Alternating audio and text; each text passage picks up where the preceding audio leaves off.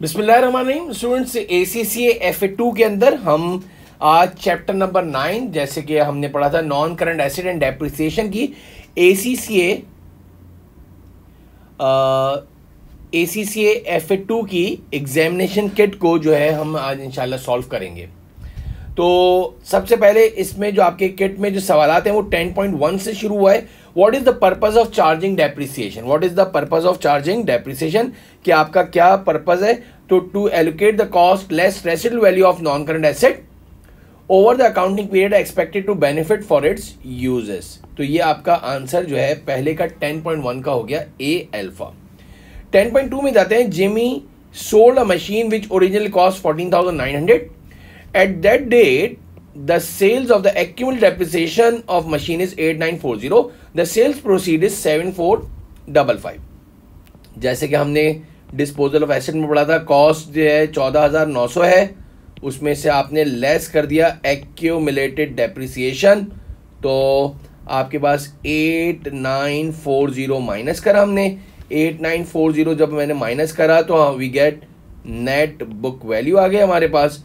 अगर हम इसको 14,900 में से माइनस करें बच्चों, 14,900 में से माइनस करें 8940, तो ये आ गया 5960। 5960 हमारी नज़र में हमारी चीज़ की वर्थ। और अब देखना यह है कि सेल्स प्रोसीड का मतलब होता है कैश प्रोसीड।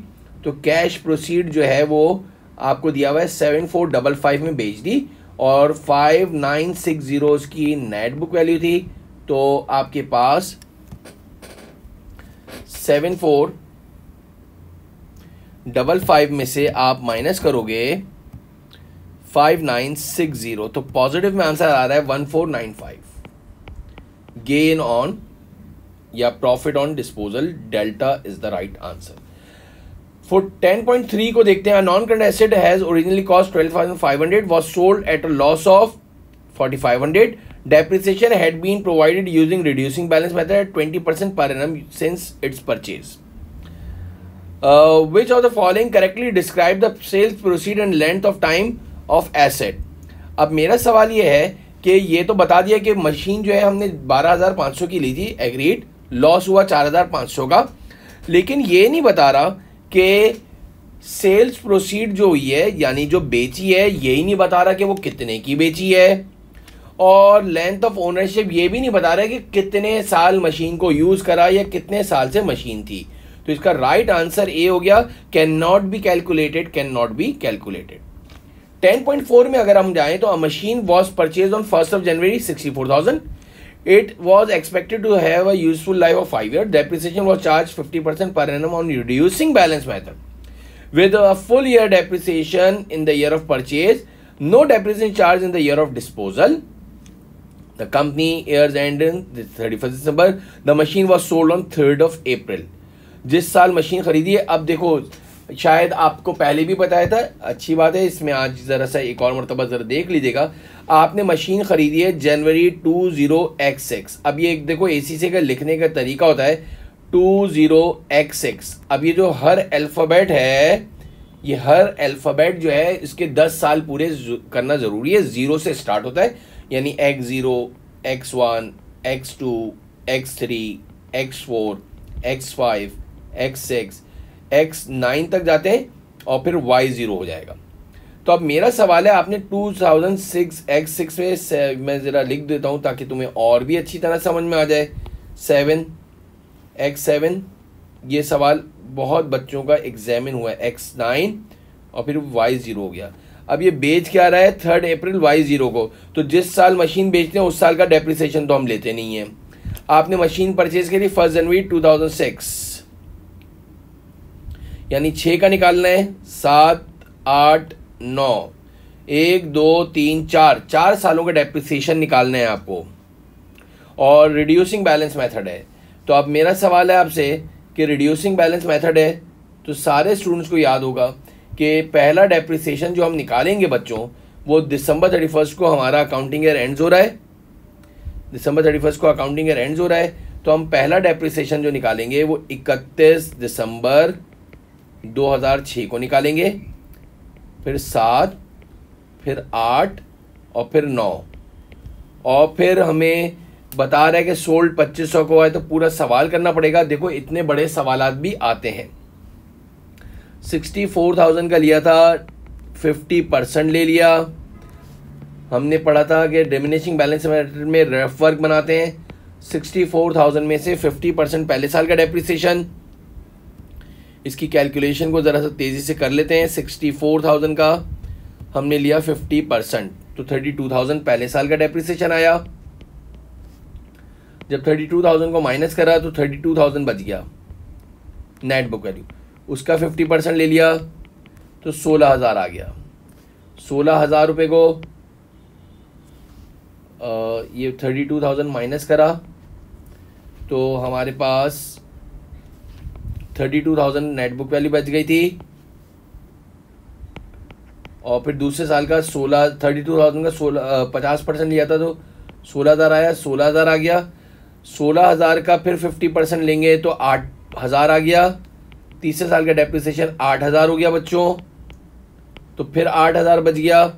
और 8,000 का जब मैं 50% लूँगा, भाई आपको टाइम का भी तो ख्याल रखना है पेपर में कि with in the time period करना है। अब ये आपने 32,000 प्लस 16 प्लस 8 प्लस 4, तो मेरे पास 60,000 का एक्यूमुलेटेड डेप्रिसिएशन आ रहा है। 60,000 एक्यूमुलेटेड डेप्रिसिएशन आ गया। इसमें सबसे इंपॉर्टेंट चीज़ ये सिखाइए जो आपको ये गिनना है। हर डिजिट में 10 साल होते हैं, 0 से शुरू होता है, 9 पे ख़त्म होता है। और ये Y0 में बेचा है तो Y0 बोला है कि पॉलिसी बेस्ड सवाल है कि जिस साल हम बेचते हैं उस साल का डेप्रिसिएशन चार्ज ना करें। तो अब मेरा सवाल है 64,000 कॉस्ट थी, उसमें से एक्यूमुलेटेड डेप्रिसिएशन 60,000 माइनस कर दिया, तो हमारी नज़र में हमारी चीज़ की वर्थ की नेट बुक वैल्यू 4,000 बच गई। और वो बेच रहा है 2,500 की। 2,500 कैश प्रोसीड है, 4,000 माइनस करा तो 1,500 रुपये का जो है वो लॉस आ रहा है, नेगेटिव में आंसर आ रहा है। बहुत शानदार सवाल था डी, लेकिन इसमें मेरे लिहाज से पर्सनली आपको ये चीज़ नहीं बताई है कि किस तरीके से ये X0, X1, X2, X3 किस तरह से Y0 में वो मशीन बेची थी, तो ये आपको देखना है। 10.5 में था Philips non current asset register show और नेट बुक वैल्यू। अब ये आपकी नॉन करंट एसेट जो है उसका रजिस्टर जो है उसकी नेट बुक वैल्यू आ रही है 271,200। और याद रखें नॉन करंट एसेट रजिस्टर हमारे जर्नल लेजर की नेट बुक वैल्यू से कंपेयर होता है। Non current asset journal ledger show और नेट बुक वैल्यू 251, हमारी जर्नल लेजर में आ रहा है 251,200। और नॉन करंट एसेट रजिस्टर के अंदर आ रही है नेट बुक वैल्यू 271,200, यानी कि ये ज़्यादा आ रही है रजिस्टर में और हमारे जर्नल लेजर में कम आ रही है बच्चों। अब क्या कह रहे हैं वजह, Phil has discovered the difference between the two has arisen because he has not removed a disposal asset from register। Register में से एक नेट बुक वैल्यू जो डिस्पोज्ड ऑफ हो गया उसको रिमूव नहीं करा है। 251,200 इधर भी आ गया, 251,200 इधर भी आना चाहिए। पहले तो मैं फ़र्क ले लूँ कि कितना आ रहा है। 271,200 माइनस 251,200, पूरे 20,000 रुपये का कोई एसेट जिसकी नेट बुक वैल्यू 20,000 है वो हमें रिमूव करना बाकी है। कहाँ से? नॉन करंट एसेट के रजिस्टर में से बच्चों। तो पहला जो है डिस्पोजल प्रोसीड, अब सारे स्टूडेंट्स को पता है कैश प्रोसीड हम ऊपर रखते थे, उसमें से हम नेट बुक वैल्यू को माइनस करते थे तो लॉस और गेन आता था। इसने बताया कि कैश प्रोसीड 30,000 है। अच्छा, मुझे वो आंसर चाहिए जिसमें नेट बुक वैल्यू 20,000 आ जाए और इधर गेन पॉजिटिव में आता है या लॉस नेगेटिव में आता है। और प्रॉफिट ऑन डिस्पोजल 10,000 का हुआ था, तो 30,000 में से क्या माइनस करा कि 10,000 आ गया, तो पता चला पहला ही आंसर आ गया कि 30 में से 10 माइनस करो तो 20,000। मुझे ऐसी नेट बुक वैल्यू मालूम करनी थी जो 20,000 रुपये आए, तो यानी मेरा पहला ही आंसर ए हो गया। अच्छा सवाल था 10.5। 10.6 पर आते हैं। At 31 December 2001 the owner equipment in own equipment which cost this 168,500। At that date 66,500 had been charged in respect of depreciation. Accounting policy charge depreciation on equipment at rate of 25% reducing balance method। Profit loss के अंदर कितना depreciation charge किया जाएगा for the year ended दिसंबर 31 2002 में। ये आपसे एक concept वाला सवाल करा है 168,500 और अभी तक 66,500 का डेप्रिसिएशन चार्ज हो चुका है। तो अगले सालों का जो डेप्रिसिएशन लगता है वो रिड्यूसिंग बैलेंस मेथड में नेट बुक वैल्यू पे लगता है। तो आप क्या करोगे, 168,500 में से माइनस कर दो 66,500, तो 1,02,000 बच गया। अब इस 1,02,000 पे आप 25% रिड्यूसिंग बैलेंस मेथड लगा दो, मल्टीप्लाई बाय 25% गिव यू 25,500, यानी C Charlie is the right answer.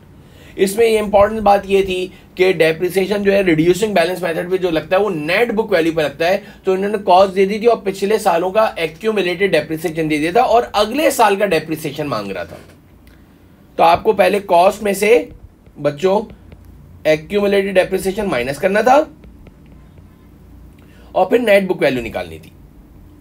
10.7 A machine costs 9,000. It has expected useful life of 6 years and expected residual value is 1,000. It has been depreciated 30% per annum on the reducing balance method. A full year depreciation is charged in the year of purchase with none in the year of sales. During year 4, it was sold for 33,000. भाई आपने machine जो purchase करी है 9,000 की लिए प्यारे बच्चों, चौथे साल में बेच दिया है, तो पहले साल का डेप्रिसिएशन लगेगा 30% लगेगा। ये ईयर 1 हो गया। इधर रफ वर्क बना दिया, 9,000 का 30% लिया तो 2,700 आ गया।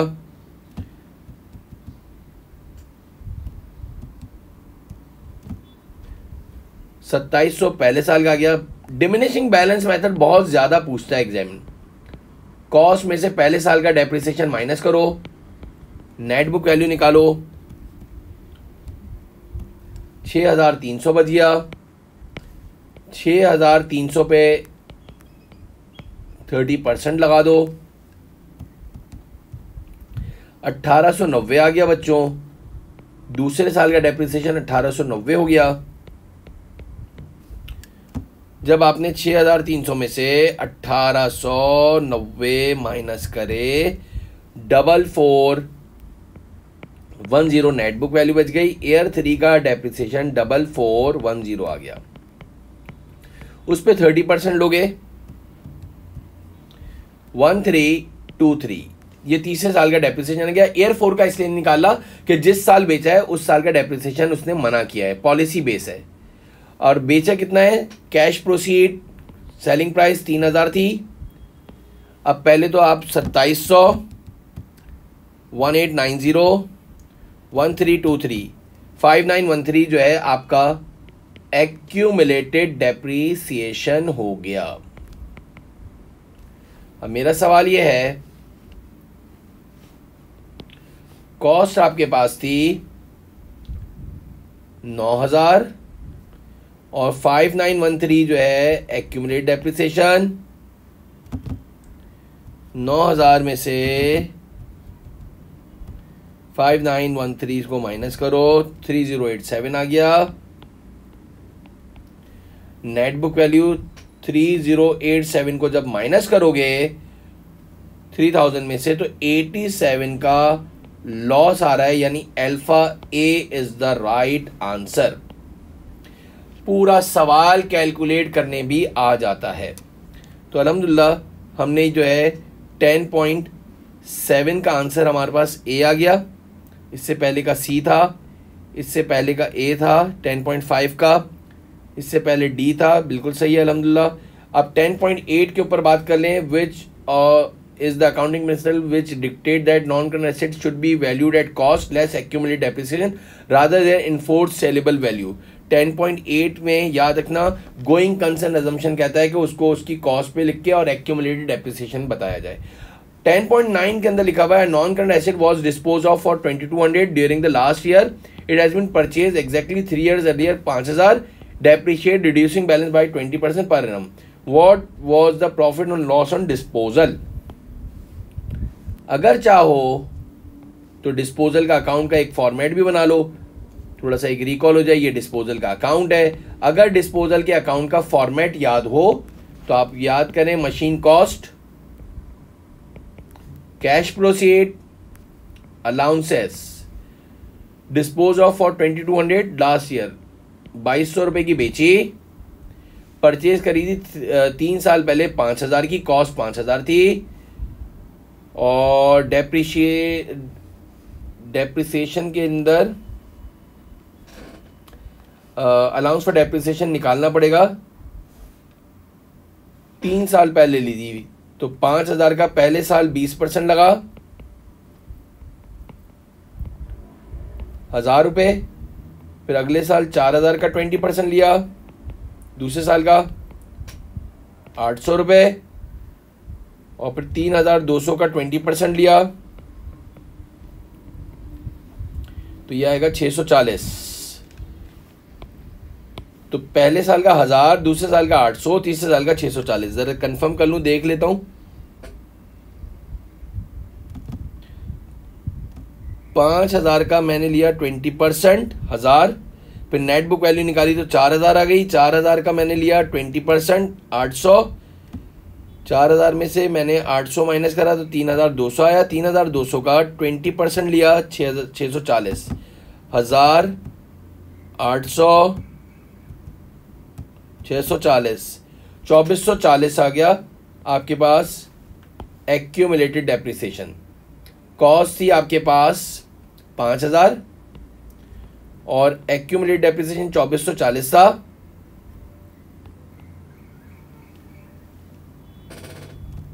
$5000 में से 2440 माइनस कर दो,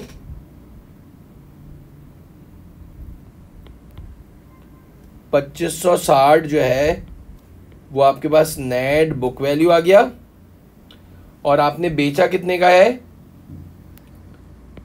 2200 की बेची थी, तो 2560 माइनस कर दोगे, 2200 में से 2560 माइनस करोगे तो 360 नेगेटिव में आंसर आ रहा है, तो beta is the right answer. 360 आपके पास लॉस हो गया 10.9 का। 10.9 में आते हैं जरा। By charging depreciation business aim to insure that cost of non condensate is separated over the accounting period which benefit from their use, which accounting principle do related, कि वो जो आप यूज़ कर रहे हो उसकी वैल्यू जो गिरती जा रही है, तो इसको कौन सा अकाउंटिंग जो है प्रिंसिपल कवर करता है 10.10 में। तो ये आपका अक्रूवल बेसिस ऑफ अकाउंटिंग है, जिस साल का एक्सपेंस है उसी साल में रिकॉर्ड करना लाजमी है। अब 10.11 और 10.12 जो है डेटा एक ही दिया हुआ है और उससे 2 MCQs पूछे इन्होंने।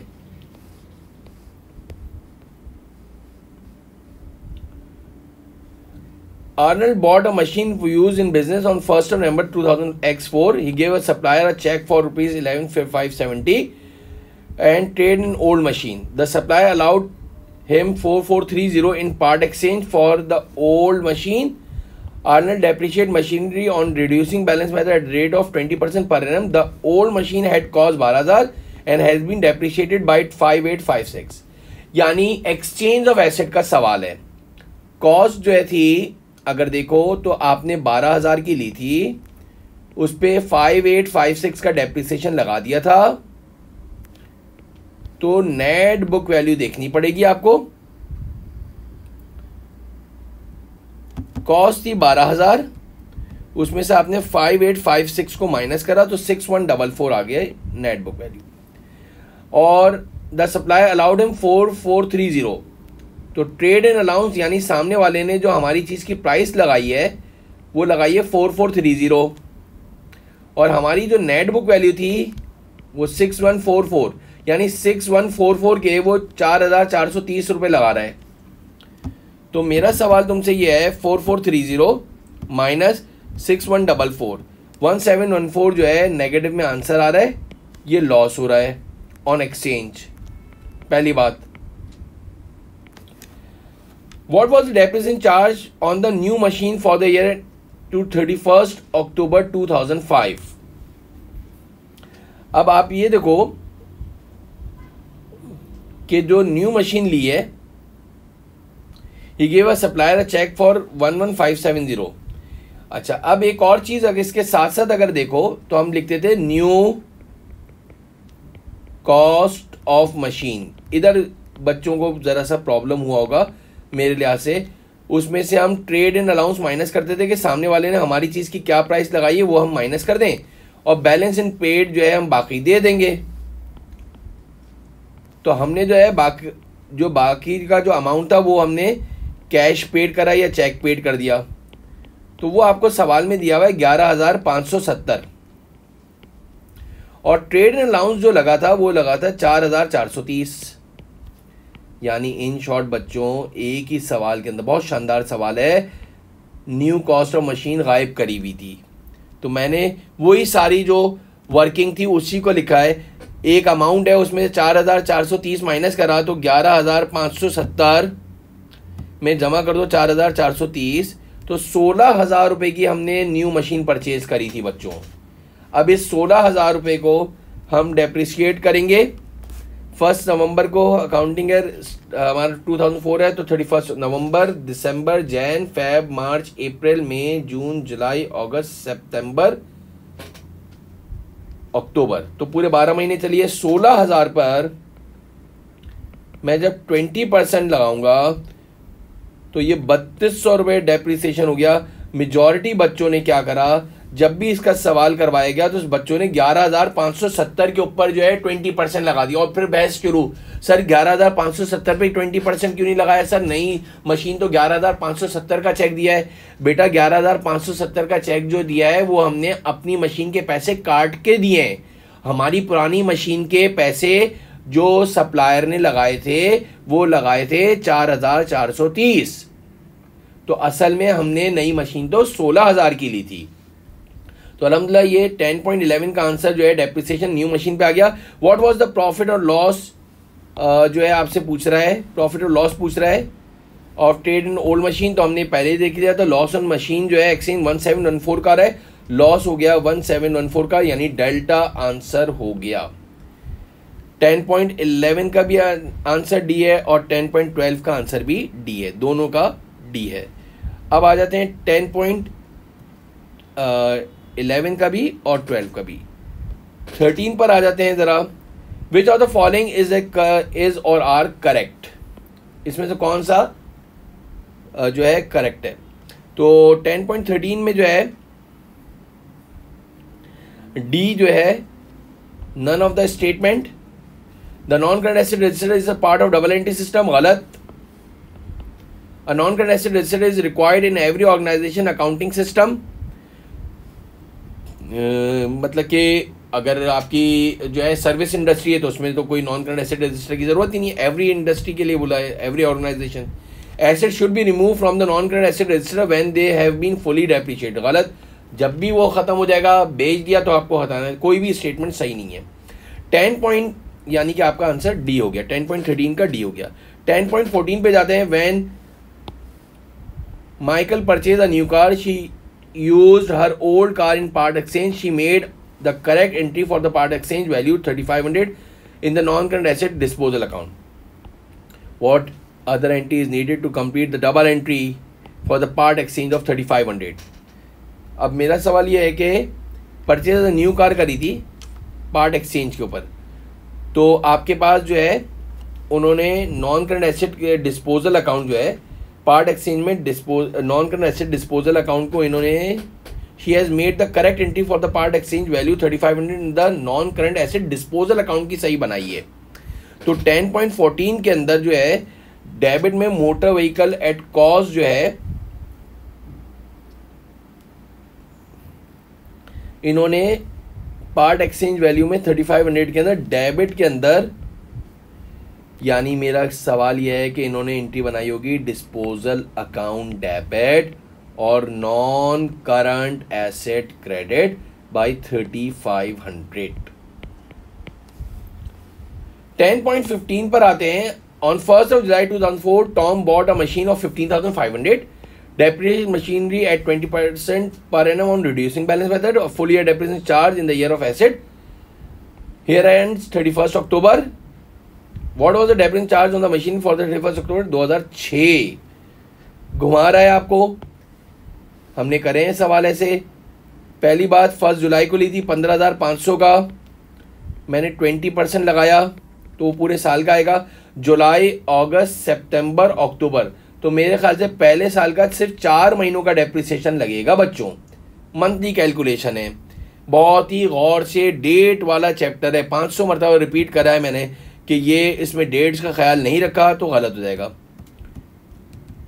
3100 पूरे साल का था, मल्टीप्लाई बाय 4 डिवाइडेड बाय 12, तो ये जुलाई 1 को लिए 2004, तो जुलाई, अगस्त, सितंबर, अक्टूबर, 4 महीनों का जो निकाला है 1033 आ गया, 15,500। अब full year depreciation charge in the year of an asset is purchase, देखो हमने इधर भंड मार दिया, पढ़ा नहीं, पूरे साल का डेप्रिसिएशन लगाने का बोला है, बोला जिस साल परचेज करा है उस साल इग्नोर कर दो, पूरे साल का डेप्रिसिएशन लगाओ। तो 20% का जो हमने निकाला था, I mean to say that, तो आपके पास 15,500 का 20% ले लो तो ये आ गया 3100। भाई उसने जैसा बोला है इस तरह करेंगे, वरना ये हम मंथली कैलकुलेशन ही करते, लेकिन उसने बोला 15,500 माइनस 3100, 12,400, 12,400 रह गया, 20% लेंगे, इसका 20% जो है 2480 आ गया। तो ये पहले साल का डेप्रिसिएशन आ गया, ये दूसरे साल का डेप्रिसिएशन आ गया, और ईयर डाल देते हैं हम, ये 31 अक्टूबर 2004 है, ये 31 अक्टूबर 2005 है, और डेप्रिसिएशन चार्ज ऑन 31 अक्टूबर 2006 का पूछ रहा है ये, तो 2480 भी माइनस कर देंगे इसमें से, 12,400 में से इस साल का डेप्रिसिएशन 2,480 माइनस करा तो 9,920 नेट बुक वैल्यू बची, उसके ऊपर आप 20% अप्लाई कर दो। 1984 delta is the right answer. अच्छा सवाल था, देखो काफ़ी कैलकुलेशन करवाता है। 10.16 which are the following a reason of maintaining a non current asset register account, या इसमें से कौन सा ऐसा जो है आपके पास जो है रीज़न है non current asset register maintain करने का। तो to calculate total balance outstanding on loan raise by on non current asset गलत, to help in carrying out physical verification non current asset बिल्कुल सही है, फिजिकल वेरिफिकेशन के लिए बनता है। और to calculate profit loss on disposal of non current asset, तो इसमें आपके पास प्रॉफिट लॉस भी कैलकुलेट हो जाता है, यानी delta is the right answer. 10.17 पे जाते हैं, which are the following should normally be recorded in non current asset register, location of the each asset. 10.17 में जो है लोकेशन ऑफ एसेट, जी हाँ कि वो एसेट कहाँ है, serial number of each asset, तो 10.17 में सीरियल नंबर भी है, और accumulated depreciation of each asset, तो ये तीनों आंसर सही है, ये तीनों आंसर सही है बच्चों। 10.18 पे जाते हैं, एडीज ईयर एंड 30 सितंबर he depreciate office furniture 15% per annum on straight line basis, a full year depreciation charge in the year of asset is purchase and no depreciation charge in the year of sold. Bought office करा था उन्होंने furniture 80,000 का, जुलाई, if you sell office furniture 39,000 July 2008, और जिस साल depreciation बेच रहे हो उस साल का डेप्रिसिएशन नहीं लगाना है।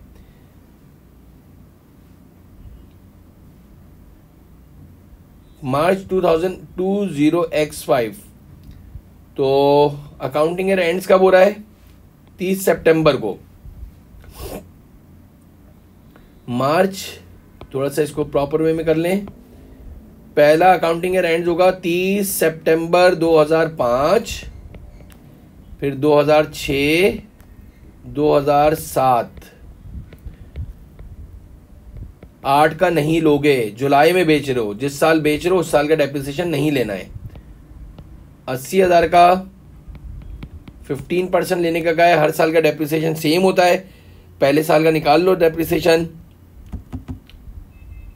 80,000 रुपये का लिया था, उसके ऊपर आपने अप्लाई कर दिया 15%, 12,000 रुपये पहले साल का, दूसरे साल का भी 12,000, तीसरे साल का भी 12,000। तो 36,000 आ गया। 80,000 में से 36,000 रुपये माइनस कर दो,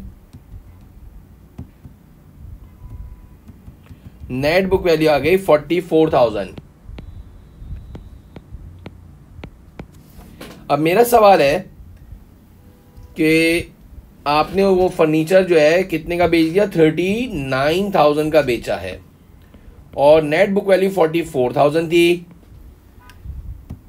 तो आपको 5,000 रुपये का लॉस हो रहा है। लॉस जो है 5,000 का, delta is the right answer. 10.19 जरा देख लेते हैं। John acquired a new non current asset as a part of purchase, he part exchange an old non current asset. The entries in general include asset debit कर दिया, disposal account, non current asset at cost. What expect of transaction is recorded by this entry. Definitely जो asset आपके पास से चला गया उसकी entry बनाइए कि non current asset disposal account को डेबिट कर दिया इन्होंने और नॉन करंट एसेट अकाउंट को कॉस्ट को क्रेडिट कर दिया। Transfer the original cost of old non current asset on the disposal account, ये उसकी एंट्री बनी है। 10.20 को देख लो। जो sold a non current asset which originally cost 87,600 for 43,000 at the date of disposal the accumulated depreciation of asset is this। Simple सी बात है, डिस्पोजल अकाउंट बना लो। ओरिजिनल कॉस्ट जो है 87,600 की है और कैश प्रोसीड 43,000 का है, एक्यूमुलेटेड डेप्रिसिएशन 45,800 का है। टोटल करके देख लेते हैं कौन सी साइड जो है हमारे पास भारी है। तो हमारे पास 43,000 ये आ गया प्लस 45,800, 88,800 इधर आ रहा है, तो ये हमारा गेन हो रहा है। इसमें से माइनस कर दिया 87,600, 1,200 रुपए का गेन हो रहा है। अगर डेबिट की तरफ फर्क आ रहा हो डिस्पोजल अकाउंट में तो याद रख लेना ये गेन ऑन डिस्पोजल है, प्रॉफिट हुआ है 1,200 रुपए का। Alpha is the right answer. तो अल्हम्दुलिल्लाह ये हमने 10.2 तक के 20 तक के सवालात कर दिए। ए आंसर हो गया, 10.19 का सी हो गया, इससे पहले डी हो गया, बी हो गया, 10.17 का डी हो गया। इस तरह हमने ये अपने चैप्टर नंबर 9 के सारे सवालात depreciation and non current asset के कंप्लीट कर लिए। इस तमाम सवालात को, इस रिकॉर्डिंग को 2 से 3 मरतबा आपको देखना पड़ेगा और साथ एग्जामिनेशन किट सामने रखोगे, फिर जाके ये समझ में आएगा। इंशाल्लाह नेक्स्ट वीडियो में हम नए चैप्टर स्टार्ट करेंगे। तो हमने ये with respect to BPP study text और एग्जामिनेशन किट से कंप्लीट आउट कर लिया। Thank you.